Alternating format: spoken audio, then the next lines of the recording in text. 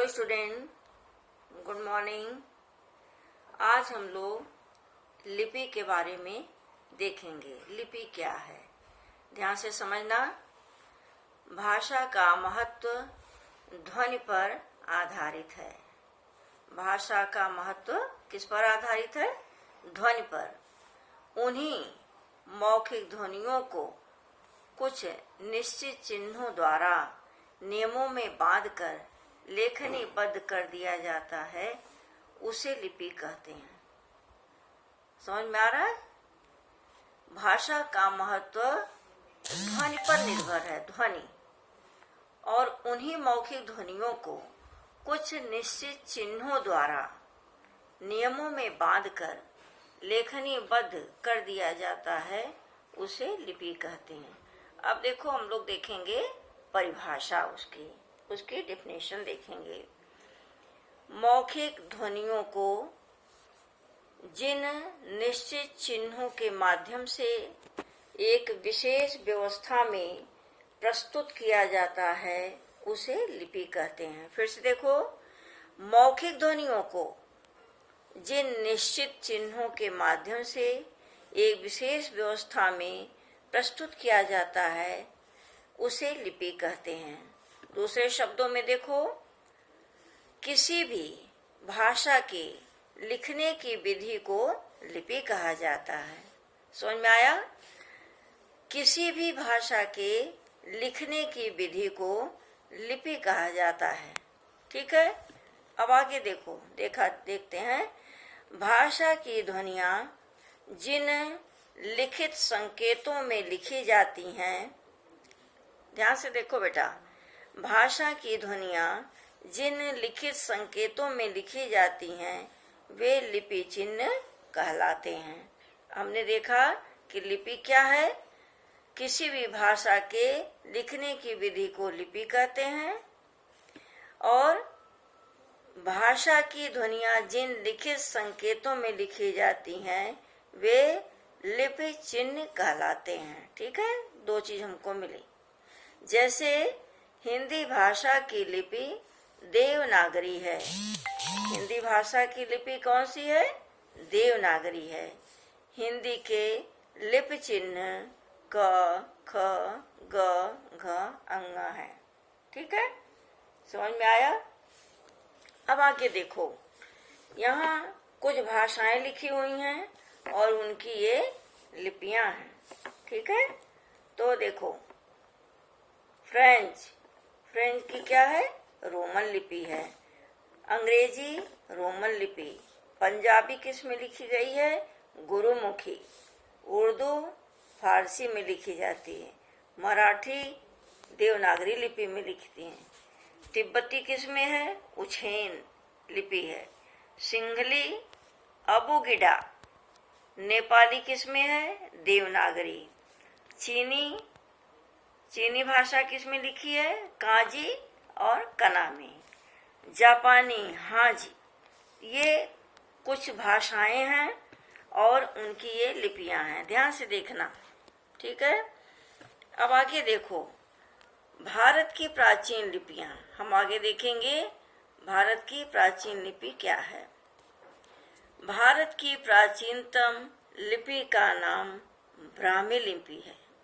भारत की जो सबसे पुरानी लिपि थी, उसका नाम है ब्राह्मी लिपि। इसी लिपि में अशोक के शिलालेख लिखे गए हैं। अशोक के शिलालेख किसमें लिखे गए हैं? ब्राह्मी लिपि में। उनकी भाषा प्राकृत है। इसी ब्राह्मी लिपि से ही देवनागरी लिपि का विकास हुआ है। ध्यान से देखना बच्चों, देवनागरी लिपि का विकास किससे हुआ? ब्राह्मी लिपि से हुआ है।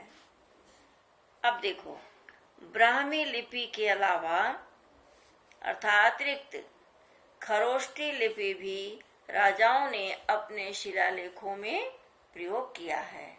ठीक है, ब्राह्मी लिपि के अलावा खरोष्टी लिपि भी राजाओं ने अपने शिलालेखों में प्रयोग किया है। वर्तमान समय में ध्यान से देखना क्या समझाया जा रहा है।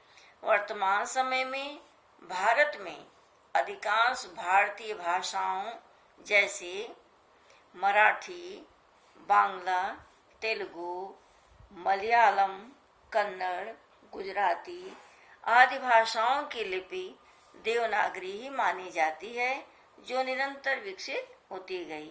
एक बार फिर से ध्यान से देखो, इस समय वर्तमान समय में मराठी, बांग्ला, तेलुगु, मलयालम, कन्नड़, गुजराती ये इन भाषाओं की लिपि देवनागरी ही मानी जाती है। आया समझ में? एक बार फिर से देखते हैं, लिपि क्या है। लिपि मौखिक ध्वनियों को जिन चिन्हित निश्चित चिन्हों के माध्यम से एक विशेष व्यवस्था में प्रस्तुत किया जाता है, उसे लिपि कहते हैं।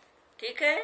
दूसरा है, भाषा की ध्वनियां जिन लिखित संकेतों में लिखी जाती हैं, वे लिपि चिन्ह कहलाते हैं। ठीक है। और हम लोगों ने देखा कि अनेक भाषाएं यहाँ लिखी हुई हैं, इनकी लिपि ये है, इसके आगे लिखी है, जैसा भी समझाया गया तुम्हें, ध्यान से देखो। और भारत की प्राचीन लिपियां क्या हैं? ब्राह्मी लिपि है। ब्राह्मी लिपि की भाषा क्या है? प्राकृत भाषा है। इसी ब्राह्मी लिपि से ही देवनागरी लिपि का विकास हुआ। ब्राह्मी लिपि के अलावा खरोष्ठी लिपि का भी वर्णन आता है। अनेक राजाओं ने अपने शिलालेखों में खरोष्ठी लिपि का भी प्रयोग किया है। ठीक है। अब देखो, जो हमने समझाया तुम्हें 3 दिन से पीछे वाले क्लास में जो समझाया जा रहा है, उसके संबंध में कई प्रश्न हमने दिया। आज कुछ प्रश्न दे रहे हैं, ध्यान से देखना। इनके उत्तर तुम्हें अपनी क्लास वर्क की कॉपी में करना है। बहुत ध्यान से देखना बेटा, और मात्राओं की शुद्धता पर ध्यान देते हुए इन प्रश्नों का उत्तर लिखना, सही सही लिखना।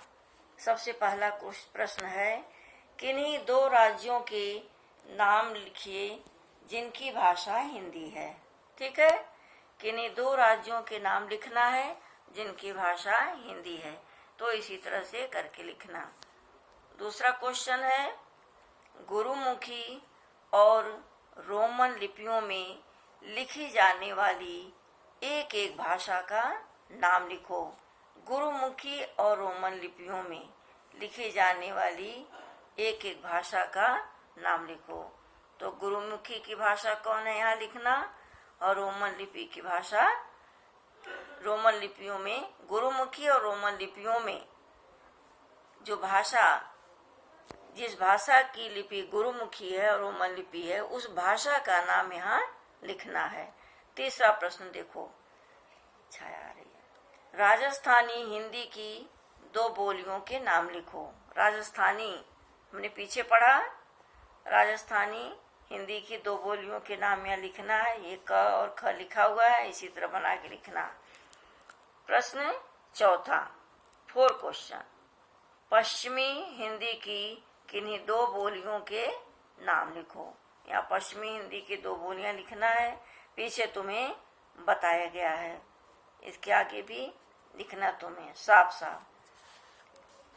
5वां क्वेश्चन, ध्यान से देखो, देवनागरी लिपि का विकास किस प्राचीन लिपि से हुआ?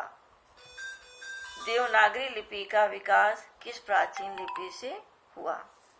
6वां क्वेश्चन है, राष्ट्रभाषा और राजभाषा का अंतर लिखो।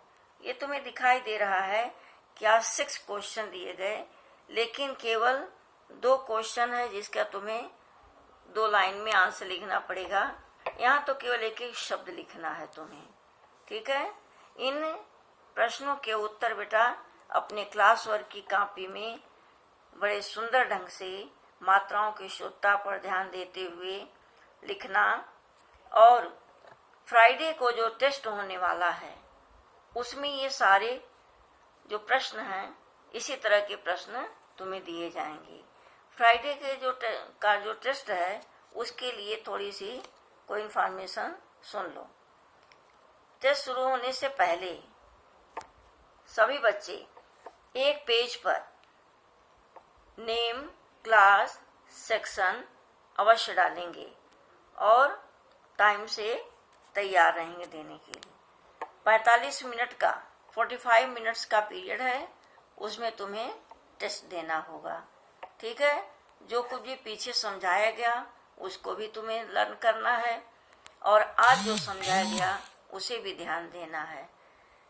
फिर हम लोग नए टॉपिक के साथ नेक्स्ट डे मिलेंगे। Thank you student.